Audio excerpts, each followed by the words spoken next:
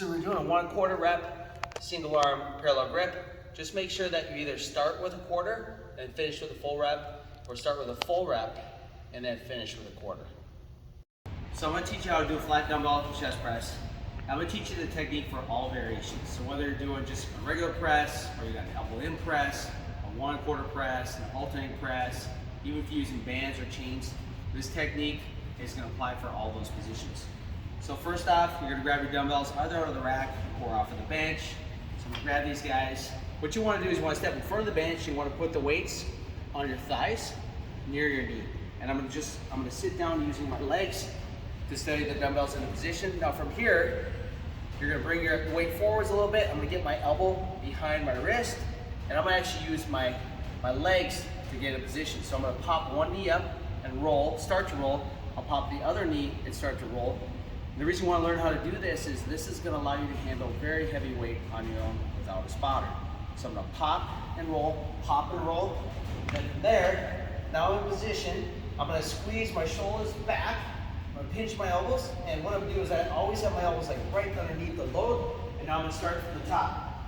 Okay, and again, this technique will apply for all variations. I'm going to squeeze my shoulder blade into the bench, and I'm going to come down and out, up and in.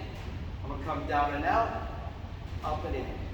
Down and out, up and in. So we're going from the top of a triangle down to the bottom of a triangle, top of a triangle, down to the bottom. But what I want to work on is I always want to work on controlling the position of the dumbbell.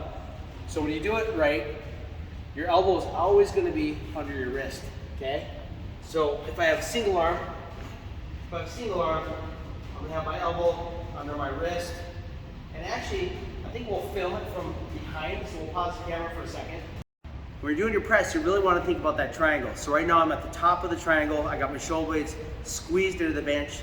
I'm going to come down and out to the bottom of the triangle. And you literally want to bring those dumbbells ideally down towards your chest, touching your chest, up and in, okay? Another variation is you can use this type of grip. It allows you to go much deeper. See how much deeper I can go? Up and in, down and out. This would be a parallel grip, up and in. You can also do a parallel grip with your elbows in towards your side, okay? So you got two different options for the parallel grip.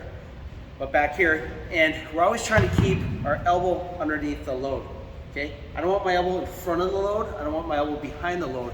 The elbow is always underneath the load, okay? And you also have the one arm position like this. You have the quarter out of the bottom, up and in. So you have all these different variations. Now when I'm done, I'm gonna pop up. I always want to make sure I finish my rep at the top. You're gonna pop a knee up, and what you're gonna do is you're gonna basically bring the dumbbell to the top of the knee, and you're just gonna roll forwards. So I just push into it a little bit, one more time, come down a little bit, and I just push, and you can roll right up.